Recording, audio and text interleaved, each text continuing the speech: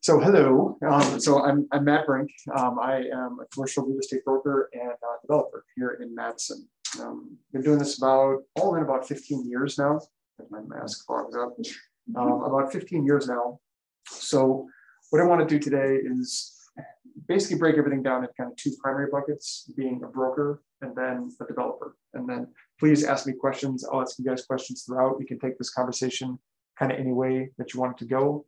Talk about affordable housing or TIF or anything. I get in the weeds on everything. So I tend to keep it high level and then just kind of see where it goes. But I've also brought together an example of a full project budget for the project that I'm working on now. Because commercial brokers, it's really important in my opinion that you have an understanding of what the developer that you might be working for is dealing with and kind of where everything plays in. It helps you understand what kind of triple net lease rate you want to charge and a bunch of other factors. So we'll kind of get into all of that. So again, two main focuses kind of from the broker side and then the developer side. So a little bit about me. I definitely have the entrepreneurial spirit. I've never had a boss, so I don't know if that's kind of good or bad. I started working with my dad right when I came out of college. So our family business, as I call it, is called the Brink Lounge. We're right on the 700 block of East Washington. So it's live music and events and weddings and things like that. But the building that it's in was kind of my first experience with development and kind of where I got the bug.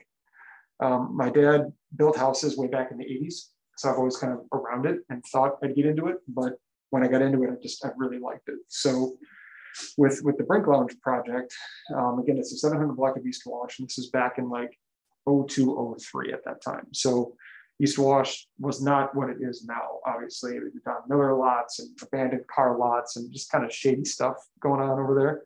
But my dad and his business partner and I thought that there was a good opportunity. So we bought the building. It's the old buy and sell shop. I think Madison people are familiar with that. It had a big fish on the top. So we put a second story on it. And the zoning on that side of the street is office, like office, retail, bars, things like that. So that was the intent. And then the lower level where the Brink Lounge ultimately ended up, we had a real decision to make there because again, it's about 10,000 square feet. And we didn't have enough parking on site to handle office down there. Because for office, you want to have 3 stalls per 1,000 square feet that you're leasing. That's kind of your benchmark. That's what brokers will expect. Downtown urban infill, you can get away with 2 per 1,000, but we couldn't make it work. So like, all right, let's get a night use. And my joke is that my dad was going through kind of midlife crisis at the time. He's like, let's open a bar. And I was 23 by then. So I'm like, that sounds awesome. Let's do a bar. So as I mentioned earlier, I went to Eau Claire. So my degrees are in finance and accounting. So doing the pro forma, the business plan, giving bank loans, kind of relatively the easy part. Has anyone had a chance to start a business in their career? Have you guys done that, right? In my opinion, kind of starting a business is much easier than operating it, right? I had never bartended a day in my life. I never hired, trained, or fired anybody. So there's drinking from the fire hose for sure. We hired a good assistant manager, thankfully, that kind of trained me on all of that. And then just the ups and downs of the business, right? We made it through the recession and the pandemic, and we're kind of crawling out of that now. So it's still going, for better or worse. Then real quick on some of the entrepreneurial stuff I did in 2013, I created an app based on my experience in the bar industry. It was an ID scanning application. It would tell you if that person had done something bad at another bar in my app's network. They've stolen a credit card, walked out on a tap, got in a fight, things like that. But by the time that I was going to have to decide to kind of really dig in, scale the app, my first kid was born, and I kind of had to make a decision. Do I want to travel or not? And I elected not. So I knew somebody in the industry and their product kind of did what mine did. So I sold them the code and just kind of bowed out of the app world, which was probably a better thing for me. Where I really got into things and where my experience really gained though was when I became a lobbyist around 2016. So in that role, I worked for developers and companies that did business with developers. So general contractors, architects, banks, civil engineers, companies like that. So my job was essentially to make their life easier. Fee-based issues or fee-based things that go into development. Hey guys, hello. How are you? Good, thank you. How are you? Good. My name is Matt. What's your name? Nicole. Nicole, nice to see you. So I'm just going through a little bit of history about me real quick, so nothing important. You haven't missed anything yet. So being a lobbyist, again, I was really able to work with a lot of municipalities, city staff, figure out how developments work and the minutia that goes into it. So one of the big things, again, was fees, right? So red tape and fees are key to development, and it adds about 20 to 30% of your project costs can go into fees. So park impact fees, treatment plant connection charge fees, bird glass requirements, open space ordinance amendments, and the list goes on. I would lobby to minimize those impacts. So again, that's when I really started to really get into the development game that much more. And then in 2018 is when I really went full-time into the broker and development world and started working on this project with my father that we're really in now, and that's called Archipelago Village.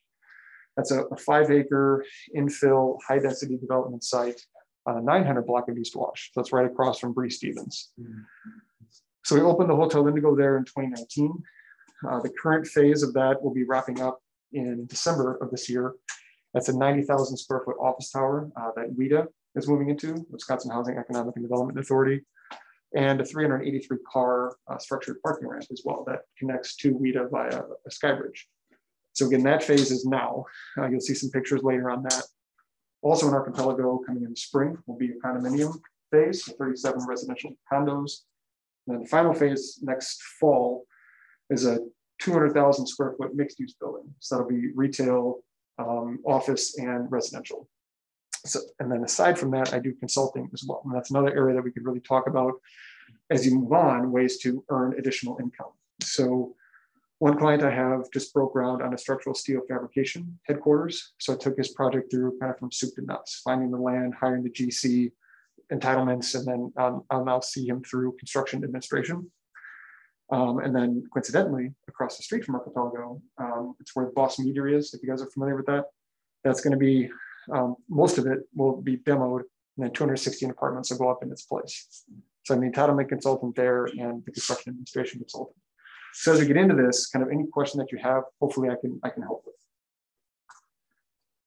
But now I'd like to just take a couple seconds and just understand you guys, what kind of, why you want to get into this industry, any preconceptions you might have, just general questions. You know, is it, do you want to work for yourself?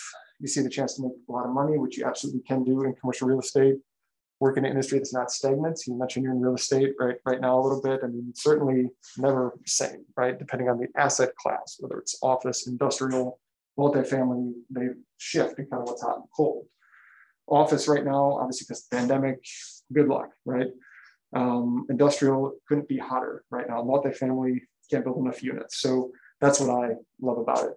But George, what are your kind of thoughts? What attracts you to commercial real estate or development?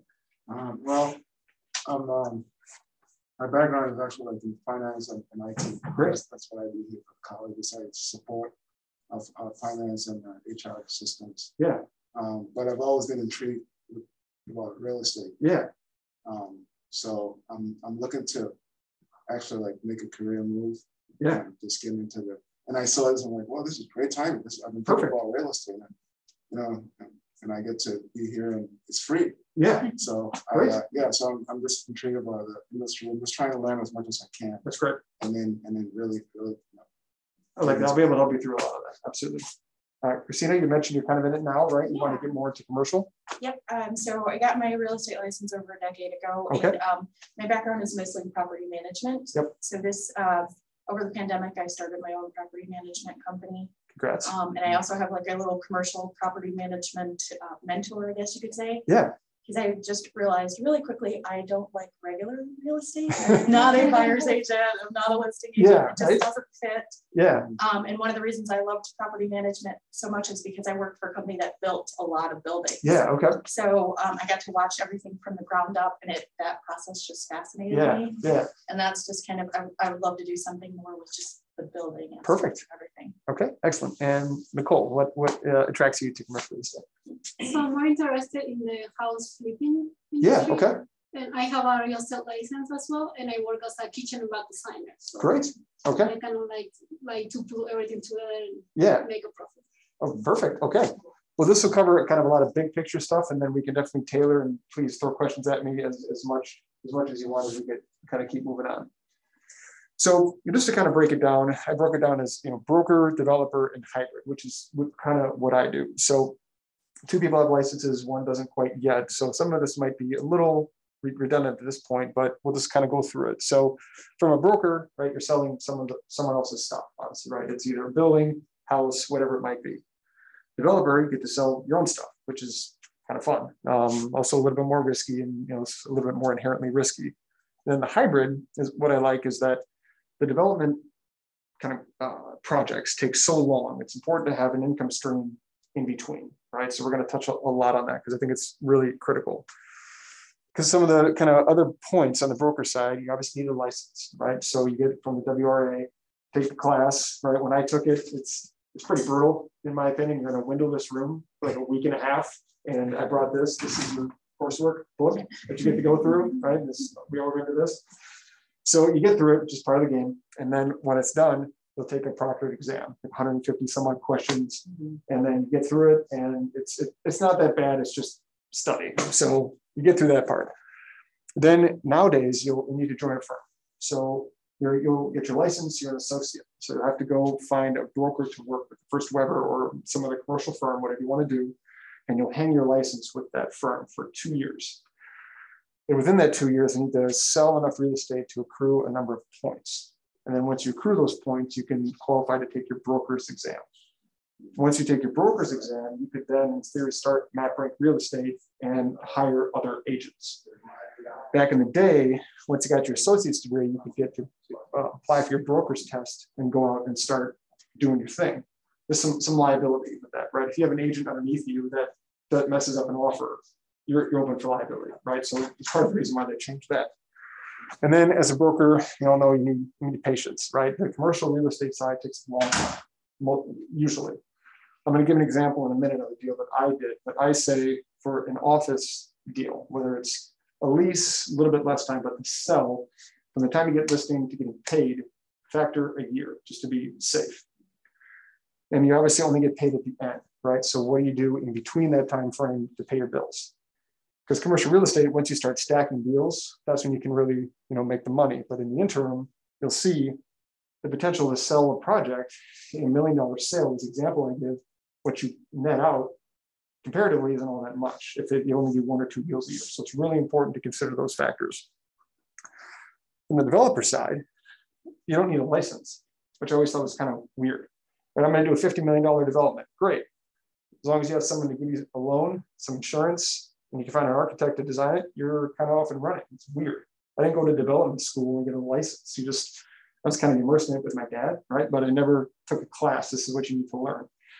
So a lot of, in my opinion, what you learn to be a good developer, you learn on the job. You just can't understand everything that can go wrong on a site in a classroom like this. I can never teach you guys, okay, we'll be a developer, you're 100% set. So a lot of it is kind of on the job. So when you get into it, house flipping or something other larger, just start small is what I think, right? Just to get your feet wet, kind of get your processes down and go from there.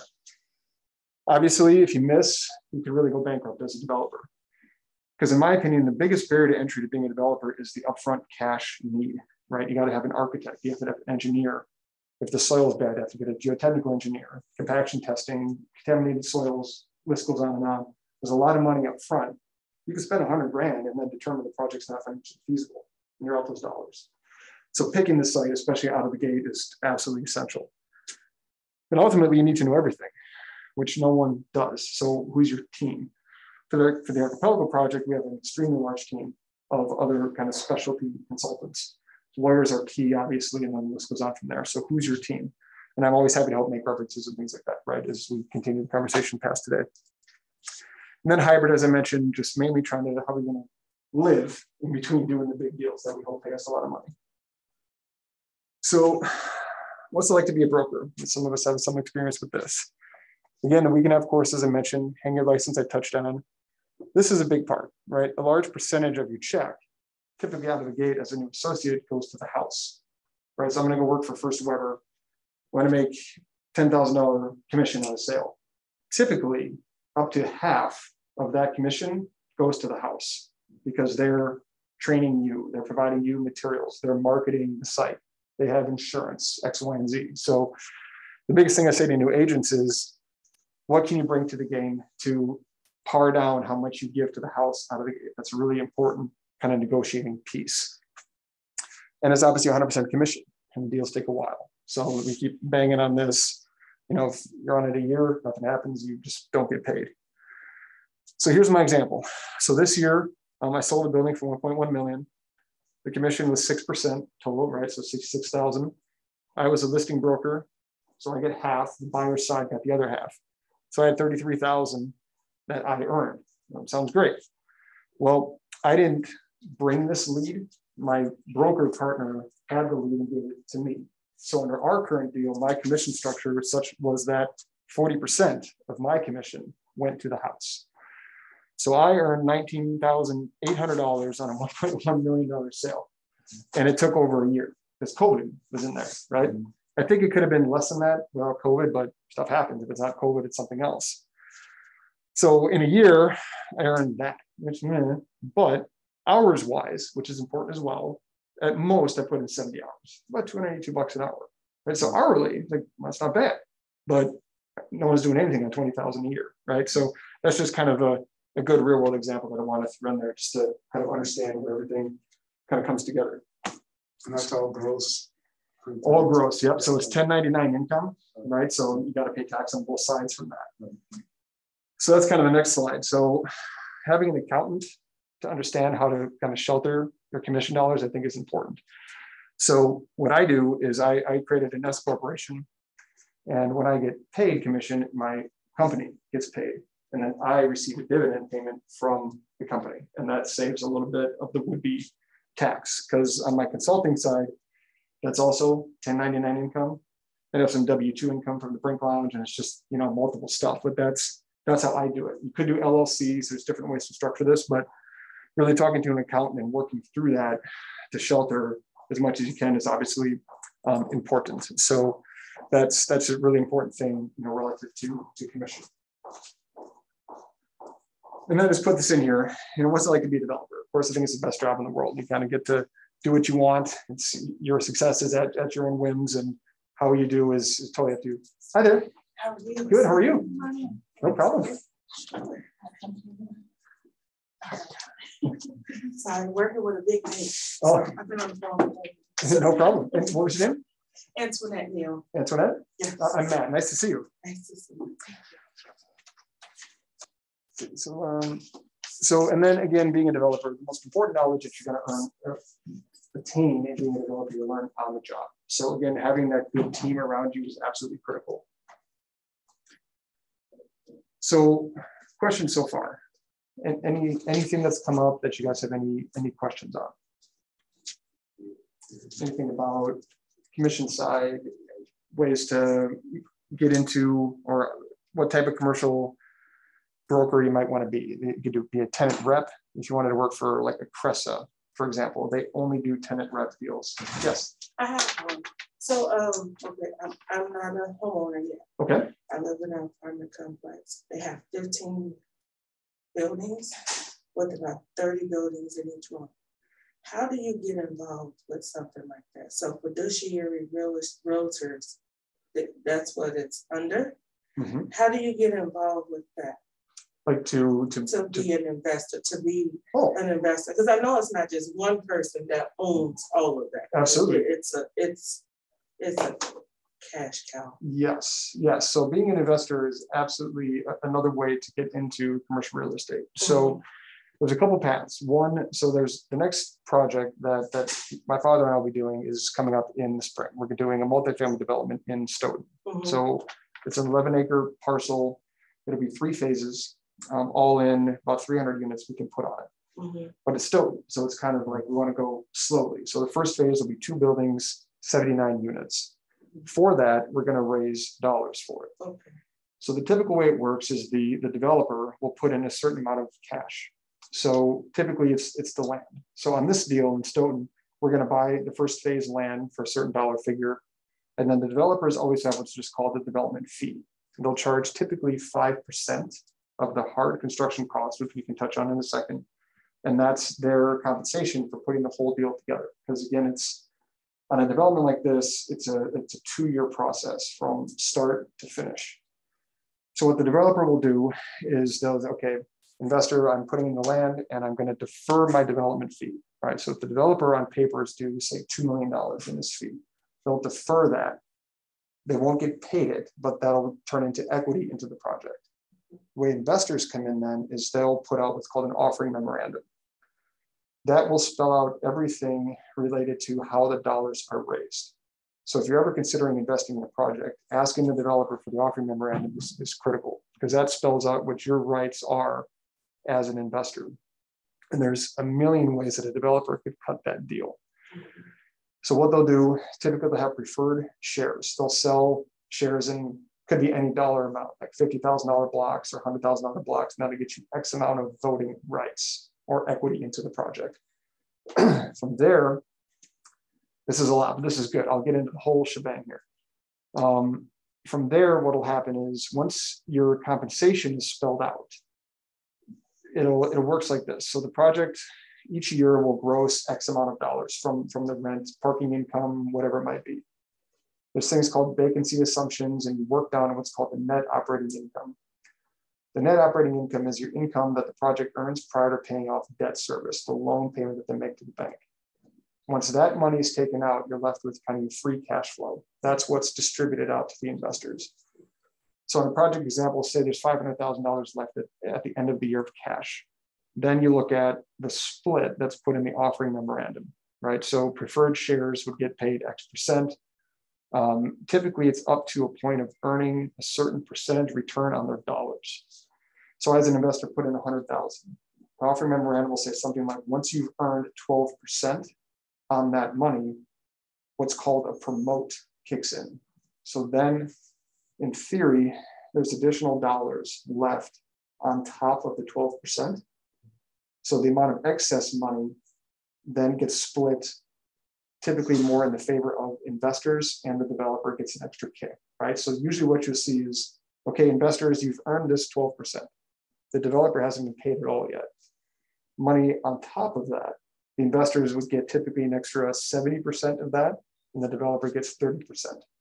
So for you, there's a couple, I guess, buckets that investors can fit into. One is an accredited investor. They have a certain amount of assets and collateral and balance sheet income. And then there's a non-accredited investor. There's a lot more non-accredited investors than accredited. And some developers only want accredited. Some will take, any kind of investor. So for you, depending on your status, that'll be another key thing to understand, what kind of pool of investors is coming into the deal. So as far as finding those deals, one, there's always a lot of stuff going on in Madison, which is great. So I can certainly introduce you to some of the developers that are looking to raise dollars now. There's online forums where you can find them, because developers will syndicate money from all over the country. You can do that, right? So there's websites where you can get on a mailing list, essentially. And it could be some guy in Kansas doing a multifamily and he wants to raise $4 million. And you'll see the prospectus of the deal, and then you can decide if you want to invest in that. So again, that's kind of a long-winded answer there, but there's a lot of important minutia to understand and what your rights are as an investor and when you'll get paid, especially the project goes across, right? That's the biggest thing. Once you give your money over, it's somewhere, right? And when will you be paid back, and what's your recourse if you're not paid the money that you're owed? Because then it's called a deferred payment, essentially. So if you're owed $10,000 a year, based on their projections, if their lease up doesn't happen in the path that they expected, they get paid $8,000 in 1 year. Well, the next year you got to be paid $12,000. So what happens under there, right? And then it goes on and on and on. The offering memorandum that we have for the Stoughton project is about 80 pages, and that's an average size one, so they can get really in depth. Any other questions there? No, that's a lot. Okay. Yeah. Any questions at all on that? Okay. So real quick, just to give you a sense of kind of what I'm doing, right? This is the biggest project I'm working on now. This is the Archipelago Village. It's the 900 block of East Wash, right across from Bree Stevens, which is over here. Hotel Indigo opened in 2019, as I mentioned. This is the WIDA building that's under construction now. We're building half of the parking ramp currently. That's the 383 stalls. Then this says, condos. The condos will be next. This will be 37 condos here. This is the old design. This is the office tower that we have fully approved. And then COVID came in. Like I could pull a construction permit for that tomorrow, and it's 200,000 square feet. So typically, as both brokers and developers, this is important. For office, pre-pandemic, a bank typically won't give you a construction loan unless you come to them with at least half of your building pre-leased. So I'm going to build a 200,000 square foot building. I have to go out to the market because I'm the broker for this site as well, and get letters of intent for businesses that would move here. So I need 100,000 square feet of, once you build it, I'm going to come. Now, banks are obviously wanting to work with a lot more participating banks that want to minimize their exposure to the office market class. And they're really not, I don't want to say they're not lending, but they're not. We would never get this off the ground in the next 4 years. That's why we're redesigning it to be multifamily. Because now we would need about 70% of it to be pre-leased. And now in the office market, right, people aren't doing the 10-year leases anymore. People are working from home, obviously. They're not going to pay the high rents anymore. It's just an entirely different world. And I don't see that changing anytime soon. So that's a really critical, component and why we switched. And when we do that, though, we'll add this part of the parking deck. So ultimately, it'll be 740 stalls, be a restaurant on the first floor here and something else on the other side. And this is called the telephone building. We couldn't take this down because of the odor in the neighborhood. I'm going to touch on that later in the talk. The entitlement process and all the communication you have to do is huge. So this is Archipelago as it stands now. This is the phasing. It's not really important. Here's just some pictures of it. This is the backside. Here's the condos. And this is an example of just dollars spent to get the project going, right? As I was talking about, these are things that we really have to consider when we're doing a development. Like, who's going to put this together? We use Potter Lawson, which is an expensive firm, but the client I'm using for the structural steel manufacturing plant, he doesn't need fancy. He just needs a building to cut steel in, right? So knowing who the architect's best suited for your client's needs is obviously important. So again, if there's clients you have and resources and referrals, I can help with that if it ever is needed. Here's the WIDA building that's going up. That'll be done in December. That's the look of the office tower that is now no more. And this is the hotel. So this is a good thing I think to touch on too. So this is Hotel Indigo that opened in 2019. This is the Kluter building. So this was built in like 1910, something like that. This was a nationally historic building. So we couldn't take this down. If you get into anything that's nationally historic or on the registry, honestly walk away from it because this was a nightmare. The windows, these panes here, the original windows that were still in the building, we couldn't take them out. We had to rehab them. And finding someone that could do that, they obviously aren't like a Marvin window company, right? It was a nightmare. There's contaminated soil under here. So when that happens, you have to get a soil management plan with the DNR, and that's a whole nother process we could talk about as well. So ultimately, this took 2 years to design and build. 144 rooms, we got through it. This is all the new part over here. But it's just a really good, in my opinion, test case of if something is historic, don't touch it. It's an absolute nightmare. So we can talk more about that. This is the condos. And so next is going to be budget. And this is really important. So this is an example. This is the condominium budget that we're going to build. So this is a real world budget. This is what we use to get financing. But before I jump into that, because I don't get into the weeds, what are some other questions? Just in general, yes. So I have a question. So being a real estate agent and wanting to be in commercial Yes. real estate, and then I just seem to always land in like a residential place and no one ever knows what to do with me. Yes. That's what I've been told many, many times through brokers, like, I don't know what to do with you, Okay. So do you suggest someone who prefers to be in commercial to like track down commercial management companies or commercial? Yeah, in terms of finding commercial leads sort of thing. No, you're saying, just to work for someone who Yes. would be willing to like sort of take me by the hand and say, here's how you do X, Y, and Z versus like, I don't know what to do with you, so figure it out. I had to go to SCORE and get a mentor. Like, yeah, you know, I know what you mean. So yeah, if it's like a first webber and you're like, yeah, I want to do commercial, Yeah. they're like, we don't do that. We don't You know know, what to do. good Yeah. luck. So a couple ways. One is considering working for a developer. You know, so T-Wall Properties, you know, Keller, those kind of guys that are continually growing and doing new developments. There's a company called MIG, Madison Investment Group. These are all members of mine at Smart Growth, for example, and they're always looking for where their next site will be. So that's something potentially having a license, you could be paid kind of multiple ways. You could structure it potentially, have a salary, and then if you find a site and you would get a commission, you could get that as additional income potentially. So I think the developer side could be a good way to make it work that. From the broker side, like brokerage houses, CBRE, you know, they're a huge one, right? That I can do that. There's JLL, Jones Lang LaSalle. They're another big one. I think they're mainly out of Milwaukee, but they have a Madison office. We're working with them on one of the clients that might come into the office portion of Archipelago. So there definitely are some brokerage firms that focus more on solely commercial and office and things like that. So I'd be happy to help, you know, recommend those as well. Yeah. Yeah, because you're right. The typical residential houses, they're like, that's not everything. Yeah. Yeah. Just good luck.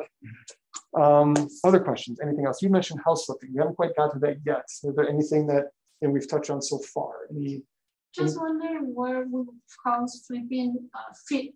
It would be on the broker side or on the developer side? Definitely I think on the developer side is what I would consider you. There's obviously the means to make the sale of the end product. So that's kind of the broker side for sure, because it'd be selling the end product of the home. But to flip it, a budget not quite like this, because home will be different than a condo to a degree, but this might, depending upon the amount of redevelopment that you do, having a budget like this will be key, right? You're gonna need to understand who you're gonna hire to do the work, all the different aspects of the job. So you're really kind of both, right? You're gonna be the developer for the remodeling side and then be the broker on the back end side. So I think this budget side and being able to set one up to truly encapsulate all your costs will be key. So once we get through this, let me know if that kind of helps answer the questions about what to do. And then we'll make sure we kind of take it wherever you want to go. So you have your answers. Okay. Yes. I wanted to know your opinion in regards to, we have an opportunity that we could possibly go and learn under Acre in Milwaukee. Okay. And then you mentioned to her in regards to just finding someone that will working up under like a developer. Mm-hmm. Do you think Acre is necessary, or is just really trying to find someone that's going to give you hands-on experience is better? Yeah, and is that for just kind of the looking for an investment to It's get an into? It's an associate type of program. Real estate, Commercial real estate. Okay.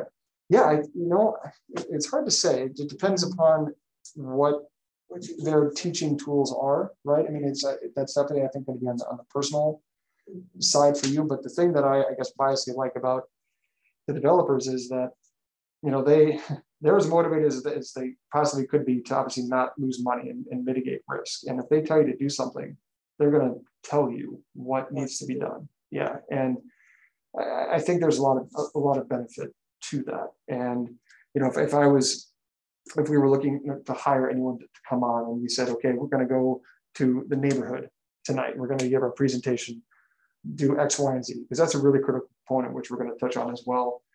The neighborhood, especially in Madison. You know, if you're some of these neighborhood associations, they are gone, right? If the neighbor's not on board, then the alder's not on board, and then the city staff's not on board, and especially affordability, right? That's a key thing. So if you're working for a developer, you know, I think a really good conversation you can have with them if a new development is being proposed is, are we going to have affordable units? Because that's the first thing neighborhood associations are going to ask. And if you're not, you're going to have a really good reason why, right? So again, I haven't worked for like a true brokerage firm before, so I'm a little bit in the dark in that regard. But I think from the developer side, if they take you on, I mean, they're going to teach you everything. You're going to learn everything about the process, and then you just ask a bunch of questions. You'll be in all the meetings. I mean, for Archipelago, I just sat in meetings for a year and a half, just listening and learning and asking questions. And that's, as I mentioned before, that's really how you get comfortable with it. And to the extent you can work for a company for a while and then maybe carve out on your own, that's great. You learn on their dollar. frankly, not yours. So yeah, I think that's kind of where I would lean. Any other questions? Yeah, question. Yes. So yeah, I mean, my interest long term, I guess short to long term, is the passive income. Right? Yes. So how this? I mean, this just sounds like there's just way too much. I mean, it's right. Yeah. So like, how do you kind of find an interest and then just hone in on that and then really go? Because I've gotten like I've sat through a lot of I guess presentations from like T-Wall. Yeah. And then I had an opportunity to invest in Peloton back. Yep. Sure. Yeah. So I'm just trying to figure out how do I, find an interest and hone in on that and then really go for it. So, and is it from mainly just being an investor in a project, or do you think you'd like to ultimately own? Would you like? Ultimately, ultimately own. Yeah. But maybe just start out. So I think one of the better ways to get in would be to you could put an analysis together, look for what's the most expensive project that you could buy. Can you buy a multifamily product on the market now and get into it that way? Then you have the project. I could certainly help at any point put together, a budget, someone like this. This is just the cost side. It's not the performance side. So that's a whole other side of the equation that we have to work through. But looking for even a 2-plex or a 4-plex and getting in that way. That's minimal risk, right? It's not a lot of tenants because you have to have a property management component that only really scales when you have hundreds of units, right? So starting out in that 2, 4, 8-plex range.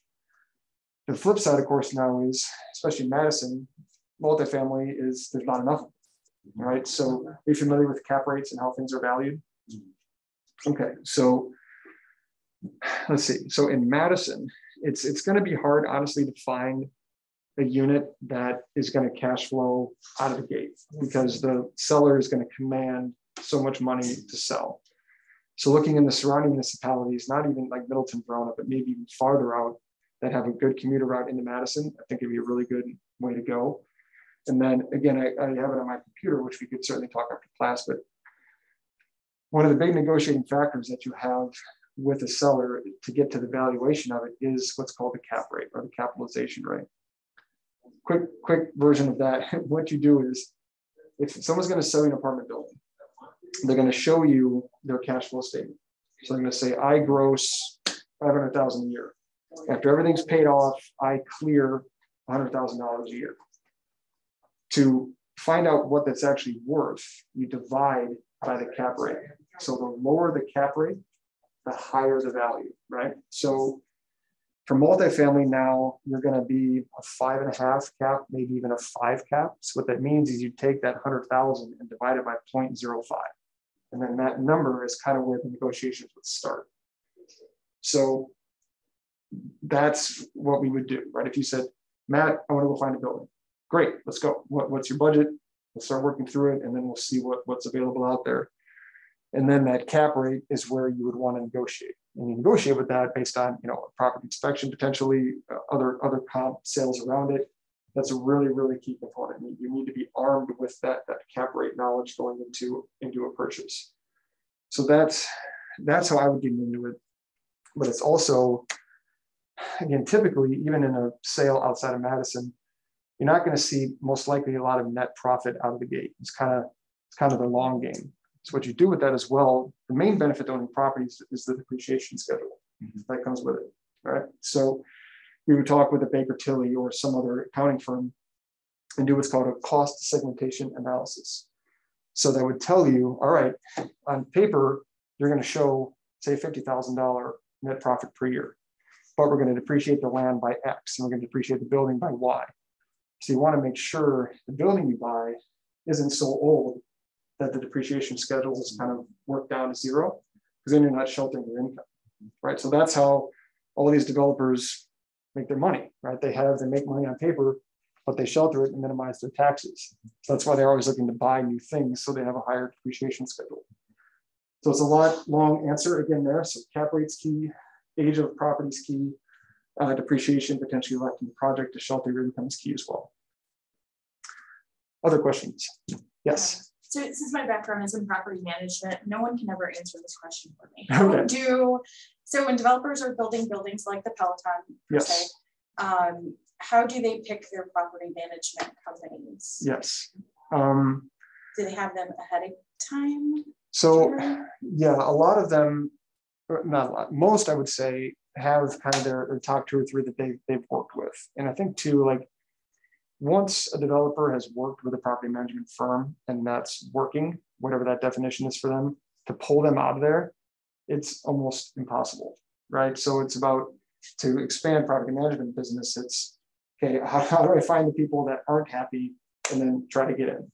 But fee, of course, is a big thing as well, right? So in our modeling for the Stoughton project, we have the property management fee at 5%, just as a kind of a round number. That could be up or down, but it's typically around that 5% range. And then it's a negotiation, right? What in that, so for us, it would be about $80,000 a year would go to the property management firm. Then you really get into the weeds on, okay, what does that buy me? Is that just you cashing rent checks? Or is that, do you have a maintenance staff, right, for that? So if a pipe breaks, does my $80,000 effectively, you're going to come in and fix it, and you're already paying this guy on the side. So the size of the property management firm is huge. My broker partner that my license is under, she manages condos, which is a whole nother world in and of itself. And the hardest thing that she has is finding maintenance staff, right? And if they don't have that person, they got to hire just a plumber. Well, that messes up the budgets, right? So as usual, there's a lot of kind of layers to it, but size is key. What does the fee buy me? And I think maintenance is the biggest thing. If you went into something and said, I have maintenance, everything's covered outside of, the roof caving in, obviously, or something crazy, that'd be a huge advantage. So for us at Stoughton, my dad and I, we're not property managers. I want to be one, but I don't think a 79, right? That's what everyone says. And I'm with you. It's like, I love it, but you don't want to. I know. It's like all people say to you, they only complain, right? Hey, it's like, hey, thanks for mowing the grass. It looks great. It's like, you didn't shovel in the first 6 minutes of the snow, right? Yeah. So, but it's like, I look at it and you're like, well, 80,000, I can do that. So but we're going to certainly interview, and those will be some of the things I will look at, right? Okay, if we're going to pay you 80,000, what do we get, right? So that's at least where my head would go. Absolutely. What else? Other questions? Cool. What I'd like to do, we won't get into it too much unless you guys want to, but again, this is the budget for the condos. So this, I think, is really important because if you're going to be a developer, obviously you have to know where your costs are. And there's 4 pages of this. This is like the first page, right? And if you're on the commercial side, a lot of commercial brokers have a bad rep because, frankly, you just come in, you have a listing agreement, you bring a buyer, you show up at close. They don't get into the weeds. A lot of them don't. And this is really the main differentiator that I feel I have. Like, I'm a developer first, and I play a broker on TV, is what I say. I'm not out cold calling, right? It's like when we do our own deals, I try to keep that money, in the family, for lack of a better term. And for the consulting job that I did, I had the consulting side where I'm helping you do this thing. But when we sold the land, that was the commission deal, right? So it's kind of maximizing your income for the deals that you do. So the more that you can help your client think through this stuff, the better you are. And I think you have a kind of a leg up on your competition as a broker. So the first thing is the site purchase, right? So the land for the archipelago condos specifically, just that building is 1.2. So for that, obviously we need to get an appraisal, right? So we went to the bank, get an appraisal, have them look at it, determine the value, and that's what it comes out to. Now, the tricky thing is we don't owe this on the land, that's just the value of it. So we're not going to borrow 1.2 for the land, but you have to account for it in your budget because that factors into your depreciation schedule. So you don't want your land at zero because you're leaving money on the table. This we won't get into much, but these are just the different factors that no matter what your project is, this could be zero, right? It doesn't apply, but you want to have something as comprehensive as this. When we get into the fee schedule, kind of a couple pages down, that's huge, especially for residential, because there's things like park impact fees and things that don't apply to office that are going to be key to know. So as you guys will see, there's concrete, there's earthwork. This is when you really get into contaminated soil. So I've lived contaminated soil for the last 3 years at the Archipelago site and at the Stoughton site. I think it's just a more and more kind of reality of development, at least in my opinion. So understanding just the basics of contaminated soil and how you deal with that, I think is an important part to educating your clients, or certainly knowing what that is if you're going to develop. That's the first thing I do. I call in my my engineering guys, CGC, those guys, they can run these reports for you. So it's called, typically you do a phase 1.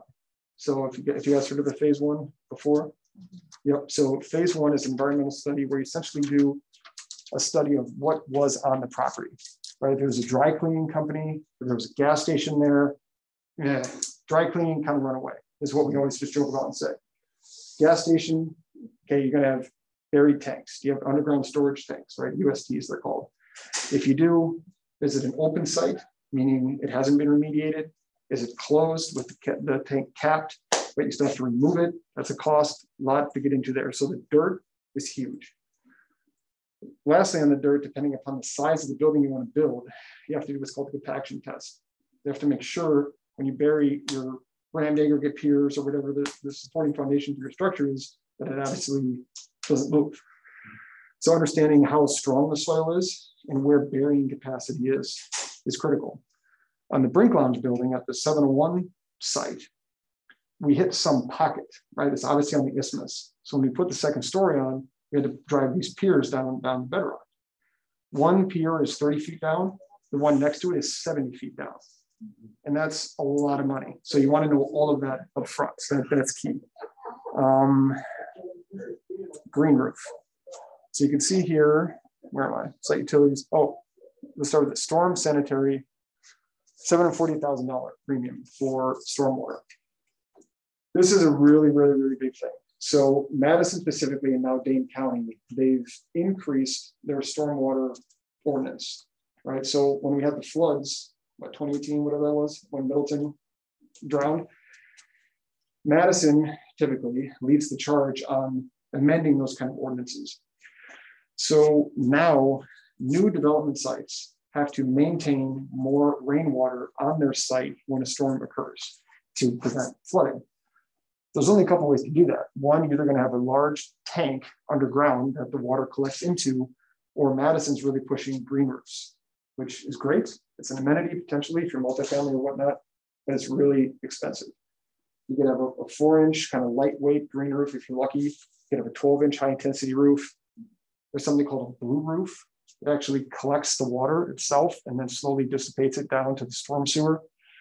So this is a real thing. So this is one of the main things you want your architect and your civil engineer to look at first for new developments. If you're going to buy a house, tear it down, put a duplex on, you're going to fall into this category the minute you do a new project. So you can't miss on stormwater or you're going to be really, really stuck.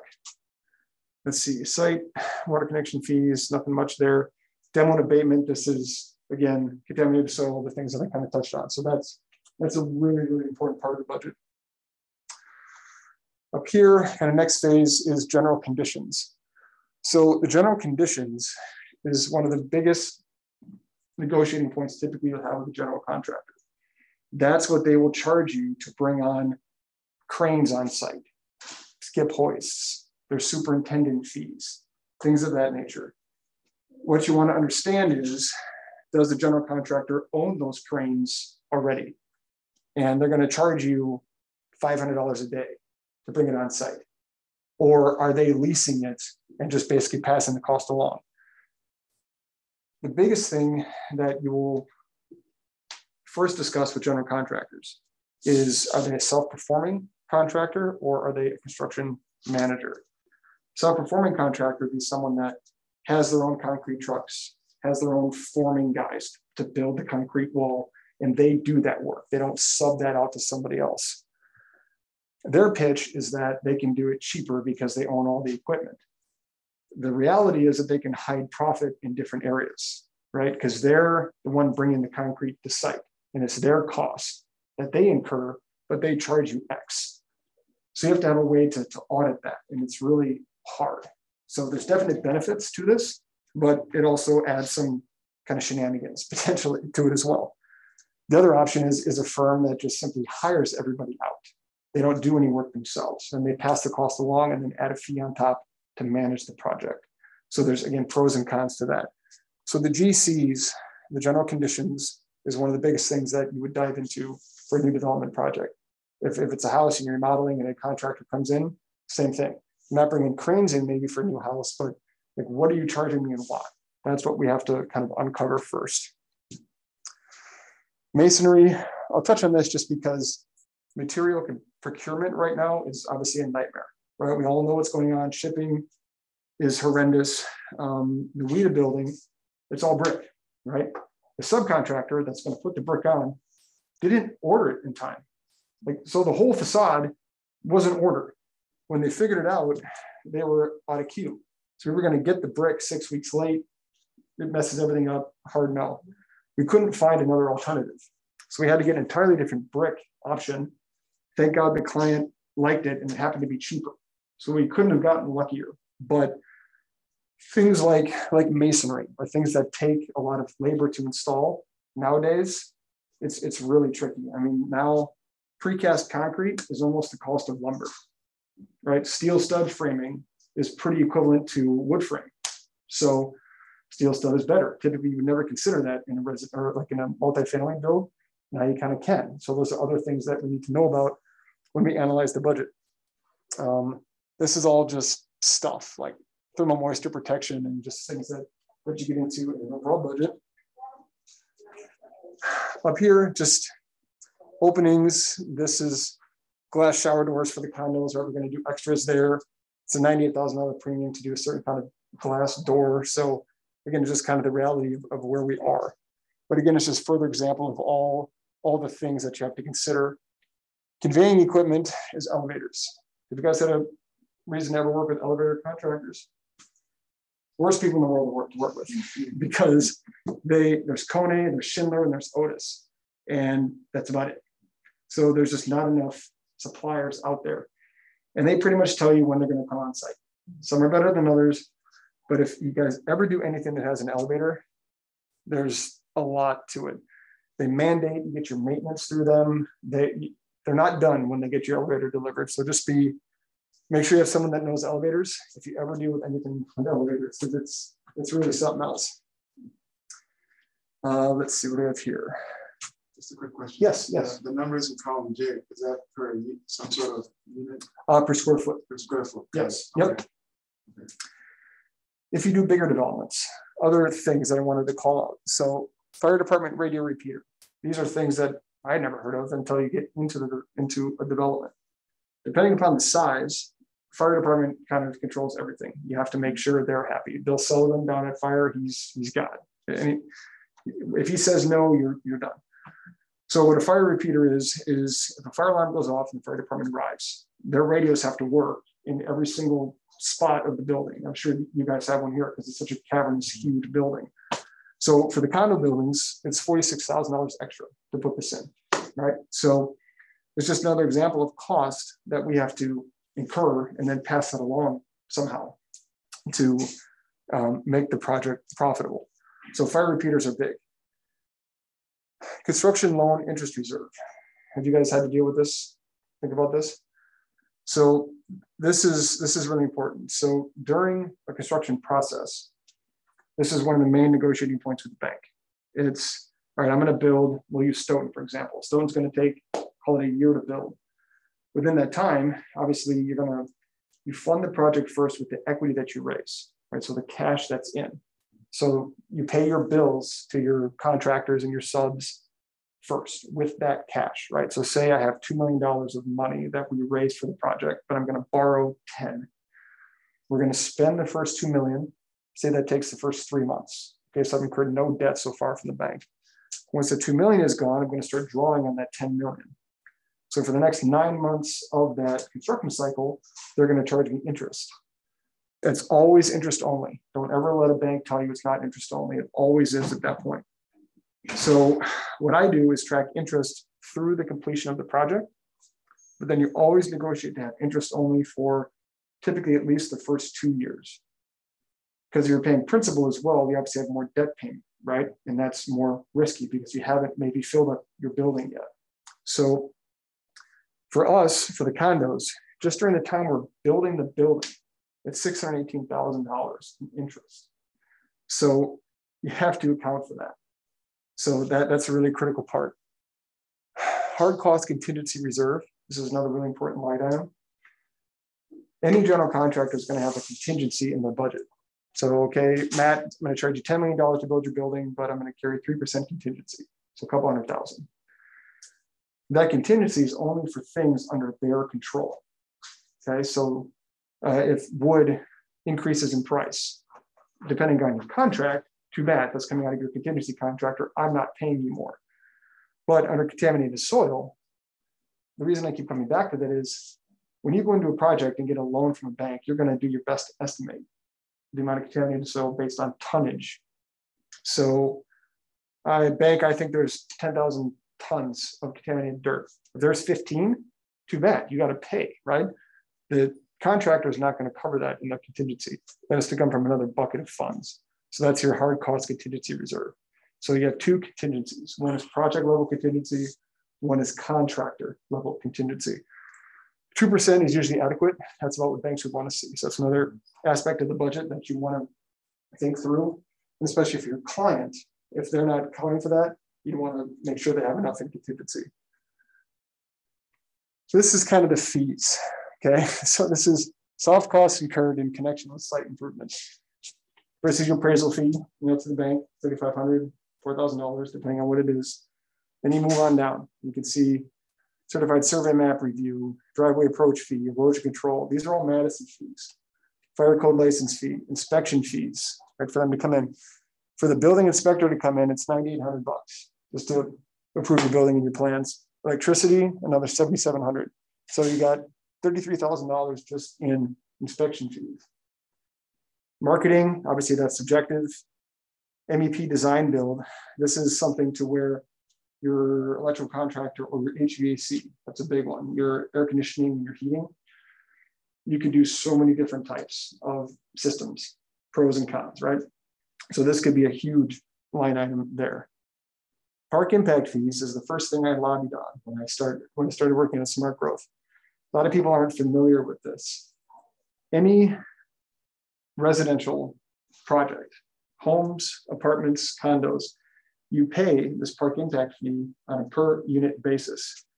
And there's two parts to the fee. One is something called an infrastructure fee. One is called a land fee.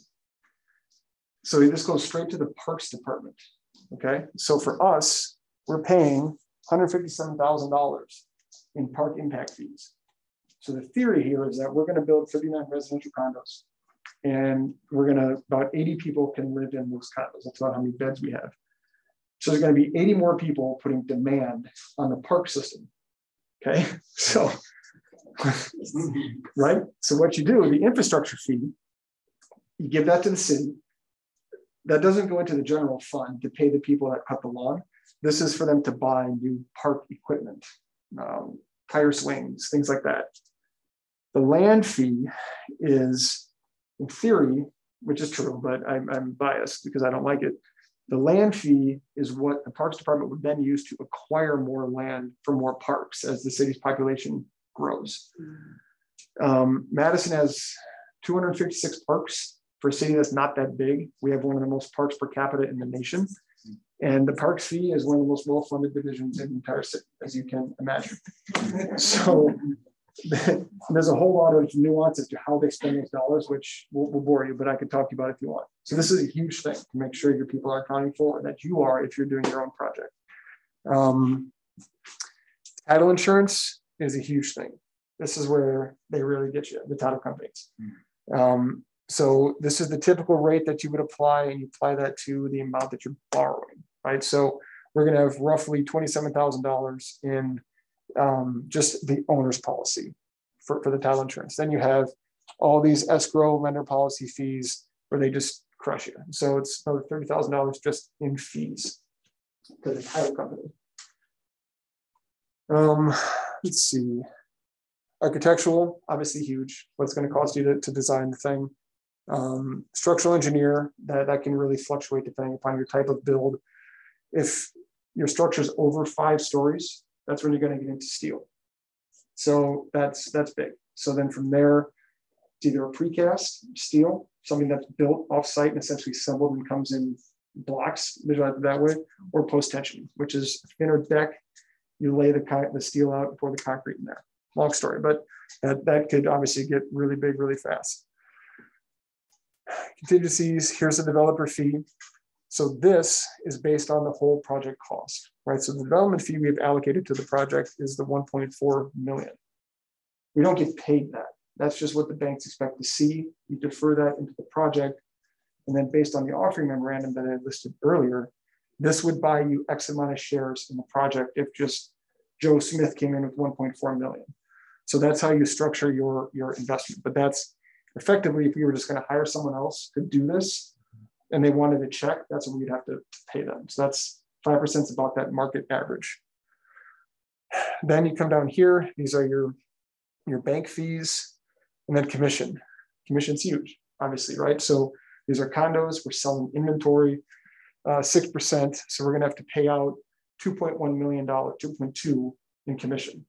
So that's all wrapped in. So total of projects about 31.7 million for 37 condos, right? So it adds up really, really quickly. But if we had the fees out, you know, it would be significantly less. So I just really wanted to touch on this because this is kind of the complexity of a budget that would go into a new development, a house flip, things like that. A lot of this translates to whatever you're wanting to do, or if you're going to invest, you're going to want to see this kind of level of detail and be able to ask questions to kind of varying degrees depending upon, you know, the complexity of the development. I have a question. Yes. When you say commission, you're talking about the real estate? Correct. Service? Yes. Yep. And then lastly, this is kind of a further breakdown of all the fees. And this breaks down how much you're going to have to borrow. Okay. So the project's at 31.7 million. Remove the land cost, you get to a total value of 31.1 million. If we were going to borrow 80%, means we're going to borrow 24 million. Bottom line, we have to raise 6.8. So that's what we're going to be looking to raise for the condo project. That includes deferred fees and things of that nature. But we'll go out and look to raise money for this and do the offer memorandum, that whole thing. But this is kind of where all of those dollars live. This is the draw schedule and all that fun stuff. So that's kind of the budget side. Question for you. Yes. What would you anticipate like one condo unit then to be sold for in order to kind of make up some of? Yes. So the average condo cost is this number. It's $813 to build the darn thing. And this doesn't include parking. The whole parking ramp is separate. That's on a separate balance sheet, essentially. So these are going to sell anywhere from $850 to there'll be some $1 million units in there. The tricky thing is though with condos, we were kind of stuck to do condos just because of the way the site laid out. From a tax perspective, it's kind of the worst thing you do is selling condos, right? Because again, you're selling inventory. So the profit that's earned on this is like 1099 income, essentially. It's a fully taxable event. But Madison hasn't had a high-rise condo since Nolan Shores and the marina, basically pre-recession. And there's a condo building on 100 Wisconsin Avenue, for example, that sold for $595 a foot. It's an 1,100 square foot unit that sold for like 1.1 million. I mean, so these numbers are there, like in Madison, right? You don't really think of Madison that way. So, I mean, one, we're kind of hedging our risk. Yes, we've designed it. We initially had this designed as apartments, but for multiple reasons, we're like, no, we don't like that. So we're going to try condos. The thing with condos is you have to have 50% of the units pre-sold, typically before you'll get financing or construction financing. So if we don't hit it, then we'll just kind of wait. You know, we bought this land back in 2002 as well. So we can wait, but we would have burned all of the design dollars, right? So it's a risk, but with condos, we think there's a market there, we hope. So yes. Yes, what do you do to sell the condos if they not exist yet? That's the hard part, right? That's what we've been working on for so much. So what we'll do is do a pre-sale. So for our architect, which would be another really important thing for you guys to consider if you ever do anything like this, it's, okay, how do we what's the most information we can give to the buyer, obviously without it being built. So what they're doing is 3 of the units, they're doing that kind of 3D walkthrough. So you can physically click on the mouse and it'll walk through the site. So we render that such that what they're looking at is exactly what is in our base bid package, right? So we'll have a lot of pictures. We have the website built already. It's not live yet, but our main kind of tool to help the buyers see what they're going to build or buy is that 3D walkthrough. And that technology is really advanced. But with anything, it's kind of the location that we hope sells it, right? Because it's right across from Bruce Stevens, all the concerts, all the events. You have the grocery store that's there, the Sylvie, blah, blah, blah. So we hope the location does enough. And then the condo, the imaging will say, yeah, I'd like to do that. And then from there, it gets into all the lawyer land of reservation cards and deposits, and then offer to purchase and what we do with the deposit that they put down and how they can back out, all of that fun stuff. But mainly pictures and walkthroughs is how we'll get them a sense of what they're going to buy. Other questions? Okay. And then the bankers, obviously you have a relationship with the banks, you know, all of them. So for a person that was not banked locally, I mean, you have to, you know, yes, have a relationship with a local bank. Yeah, so this kind of falls into the uniqueness of condos as well. So typically the way it works, we're going to go to a bank and say, we want to build these condos. And we're like, all right, great, go ahead. So we'll come to them with 50% pre-sale. We'll have offers to purchase 50%. And they'll say, okay, great. They then will engage with those buyers to provide them, essentially, it's technically a construction loan that they're providing to the buyers because we're building the building and then their unit we're building out, right? So the bank will hold those loans in what's called a portfolio loan. The reason banks don't like condos typically is the banks can't sell the loan on the secondary market until the condo has reached a certain threshold. It's called warrantability. So the banks will have all of these loans. So they're going to borrow us, think of it this way, they're going to lend us $25 million hard cost to build the building. They're going to have these buyers that on paper are going to give us that money. When we close out and the building is done and we actually close on the sale, from the bank's perspective, it's left pocket, right pocket, right? Because the buyer that they're lending the money to is paying us developer and then we pay the bank, right? They're holding all the debt. They're not getting rid of it. They don't like that. So our charge essentially, or mandate, is to get to 75% sold as quickly as possible. Because at that level, the banks can sell those loans to Freddie and Fannie in typical secondary mortgage sale like they do with home loans. So yes, typically the buyer is more or less tied to the main lending partner out of the gate. Now they'll have participating banks. I'm sure whoever we decide is the lead bank, they'll have participating banks to kind of mitigate their risk. But yeah, they're kind of tied into the bank group. Does that kind of answer the question? Perfect. Other questions on budget? Kind of went off on condos there, but it's all applicable. All right, so how are we doing? We have 10 minutes, all right? Okay. So I want to talk about entitlements because this is key to development, being a broker. It's a really, really important part. But any other general questions to talk about that we've touched on so far? Anything else? Okay. Where I think, as a developer, you have to do all of this, right? So as a broker, the more that you can help your buyer do this, if you're trying to help someone find a site to buy and they're going to develop and they're going to hire you as a broker to sell whatever in their building, the more you can help with this, even though you won't be paid separately, but it's going to be part of your commission, I think that's a big differentiator. And the more connections you have to alders, especially alders, right? That's key, because the first thing you do as a developer is you go and talk to the alder. Again, we'll just focus on Madison. There's 20 aldermanic districts in Madison. Most of the development happens in districts 2, 4, 8, and 6. Those are kind of the downtown core campus, and then either side of East Wash on the isthmus. you better talk to the alder first and let them know what's going on. Then hopefully they're like, yeah, that sounds good. They'll say something effective. I think the neighborhood association will support this. Obviously, you want their support. If they're against it, you got to rethink and kind of recalibrate. So that's first. You obviously want to make sure if there's any zoning changes that you're going to ask for, you want to give the alder a heads up, because the alder is going to have to essentially sponsor that zoning amendment to city council to get that changed. So we had to do this at Archipelago. So when you're going down East Wash away from the Capitol, the right side of the street is zoned TE, which is traditional employment. The left side, kind of the north side, where Bruce Stevens is, that is kind of more multifamily-esque zoning. I forget the tag. So on our side of the street, we couldn't build residential. It's not permitted. You can get around that by doing what's called a conditional use application. And that's a much longer process through the city. And we eventually got it modified to TE residential designation to allow us to do the condos and now the multifamily that we're going to build.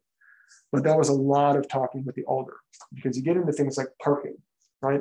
Alders are always concerned, and neighbors are always concerned about how many cars you're bringing on, where they're going to park, are you going to mess up my neighborhood, quality of life things. Those are huge. You have to be able to work through that. So assuming you get the alder on board, then it's neighborhood association. So where we are, where Archipelago is, that's Marquette Association by Bruce Stevens, that's Tim Lampum.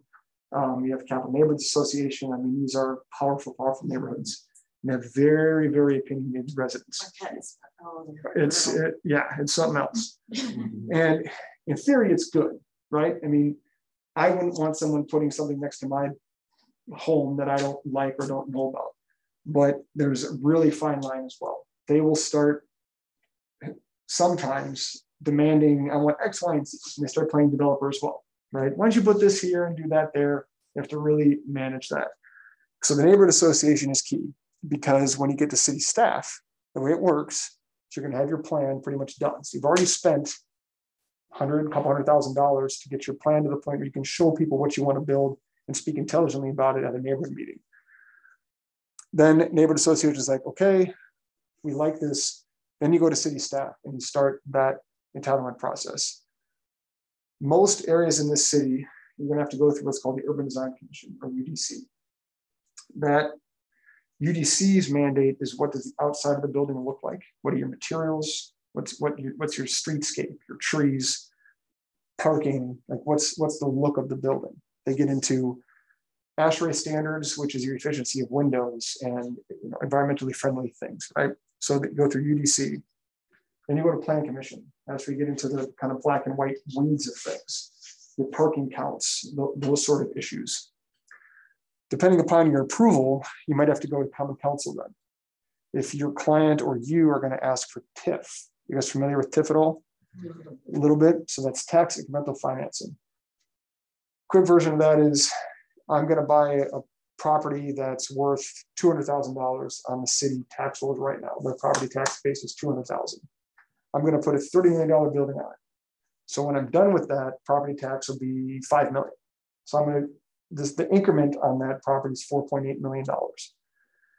The city takes that increment and then does its math and says, okay, we will lend you $2 million. But that can only be used for certain things. Typically it's public infrastructure. So it's curb, it's gutter, other things like that, that improve the site, but the developer can't charge the tenant more for. Like you expect curb and gutter and sanitary, right?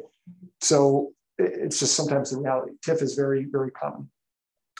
City council has to approve that because it has to be a budget item. So the alder you have to make sure the alder has designated your area. It's called a TID district, tax incremental district. You have to make sure that that TID has money allocated in the budget. If it does, and you get approved for TIF, in Madison, that's a simple majority vote, 11 of 20, to say, yes, give that developer TIF.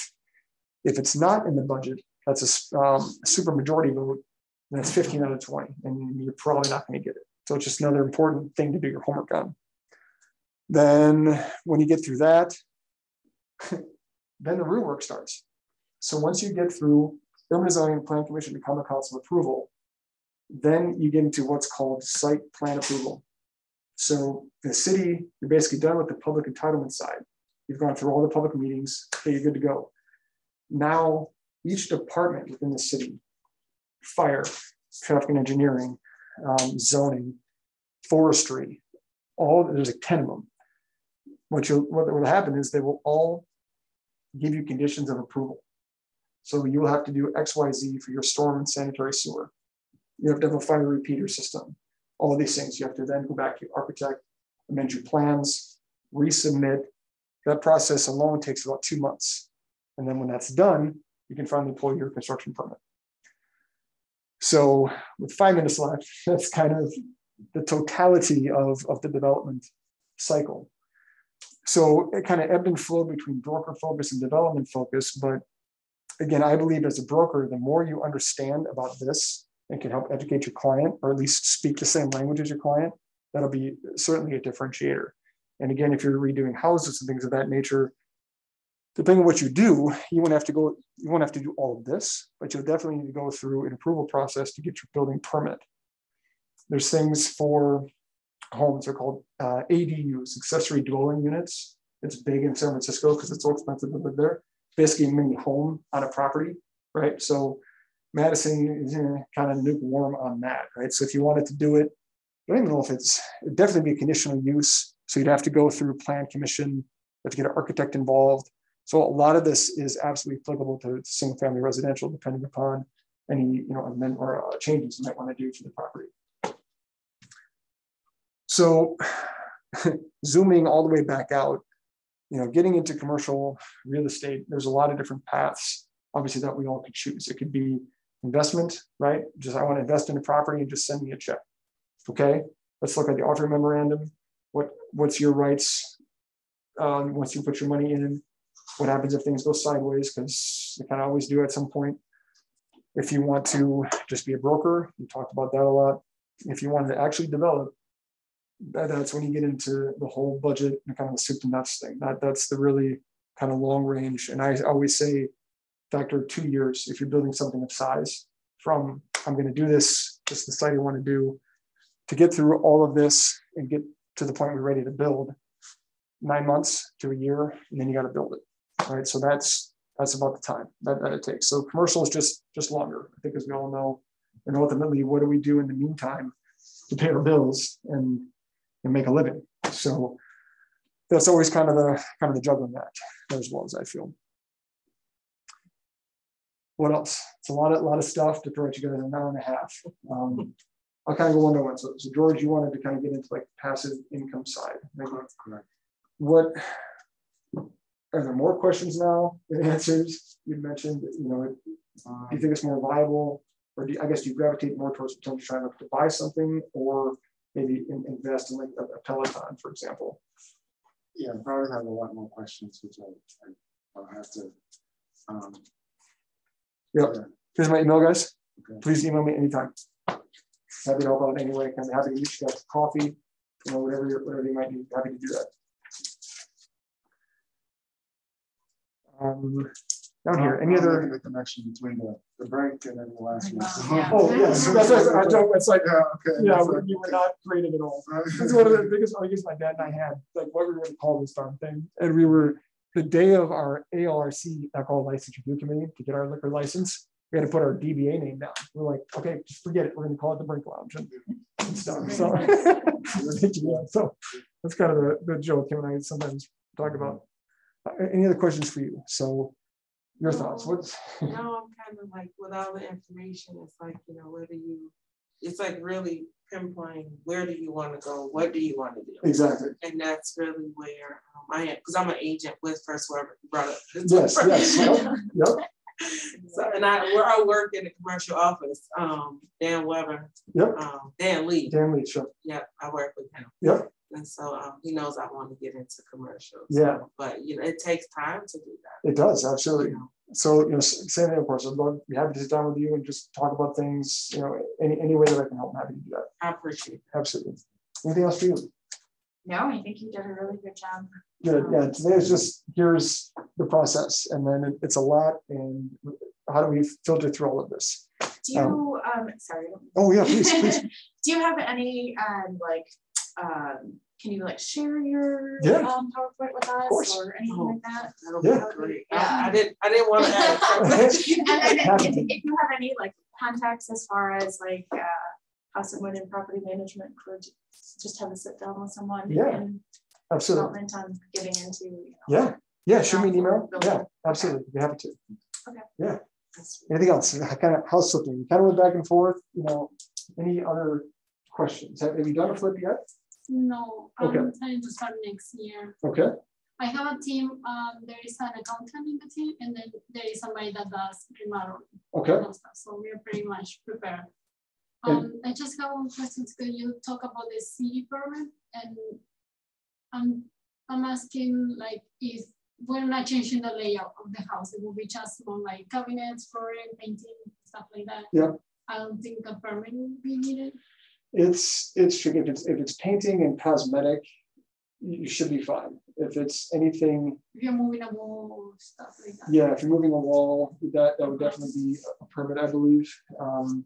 Cabinets, I haven't flipped a home, so I'm not 100% sure. But if you did anything with plumbing, the plumber would need kind of stamped architectural plans, and they'd have to get a permit.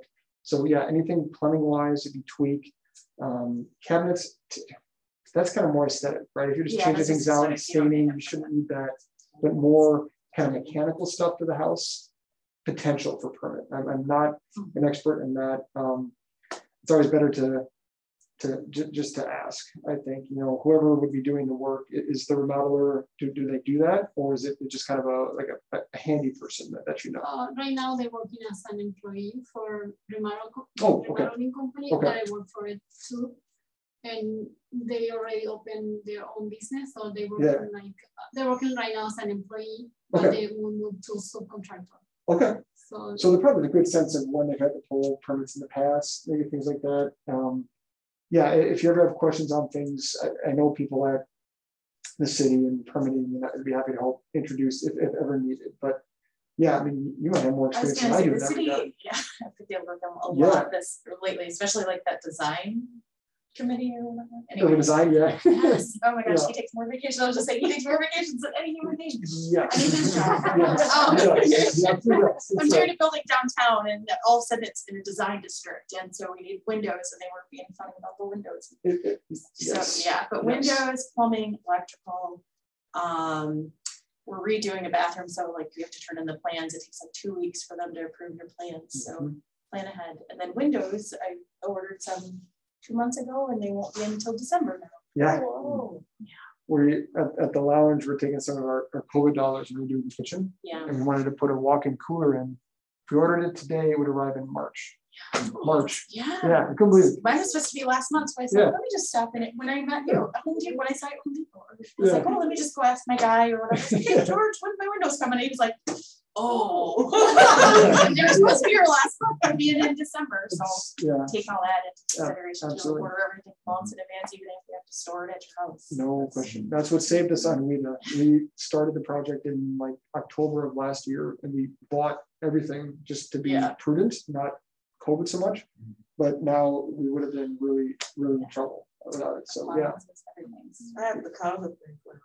What's that? I have to call the brink lounge. Oh, great. I want to have a birthday party next year in September. The first light of your party. Write the date on.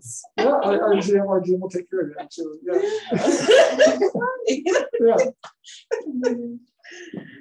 Anything else, guys? In terms of like additional resources, because I know when you talked about your kind of your background, you learn on the job, obviously. But for someone that this is like 101 to me, so additional resources. Obviously, I'm thankful that we have your email address. Is there any other resources that we can, I know there's like tons of books out there. Tons of them, yeah. So what I would say is it depends on where you think you go first, right? If it's buying a property for the passive income side, it would be more or less knowing what to look for, how to kind of look at the property. Obviously, you bring probably a property inspector in, things of that nature, but being able to take the cash flow that the seller would provide you and being able to distill that down and say, does this make sense? Are they hiding something, or are they disclosing everything they should be disclosing? So you're making a proper financial decision. And I would say, instead of just like a QuickBooks, balance sheet, will they provide you additional information to verify the income they say that they're getting? Will they show you bank statements and things of that nature? Because I can tell you, $2 million, great, right? I mean, not fraud, but they can certainly tweak things if they want to. And mainly it's the expense side. So on properties, what we model for Stoughton is expenses increasing at 4%, 3% per year, and the rent you charge 1.5%, 1%. So typically your revenue increase, usually can't charge as much as your expenses increase. And how does that work, right? So it's one thing now, but then how do you build your cash flow to 10 years out? And then what do you want to do with it ultimately? You always need, in my opinion, an exit strategy. Is it your intent to hold it, let the value appreciate, and then do a cash out refi, and then use that money to buy other property? Or do you want to just do a disposition in 4 years and sell? And then from that, you can do what's called a 1031 exchange, right? Take those dollars, invest in another. So it's kind of your long-term strategy. So if those things are things that you wanted, I guess, more or less to brush up on, is what's your plan for the property? I guess I'd start there. Are you going to hold it? Okay, then that's one side. You want to sell it and then flip it and take those dollars and do it into others, kind of like a home flip. So yeah, that's right. I would start too. Okay. If you're going to build, then you're going to consider TIF, learn TIF. Contaminated soils, I beat on, right? That's a thing. Learn how the DNR works and how they look at things.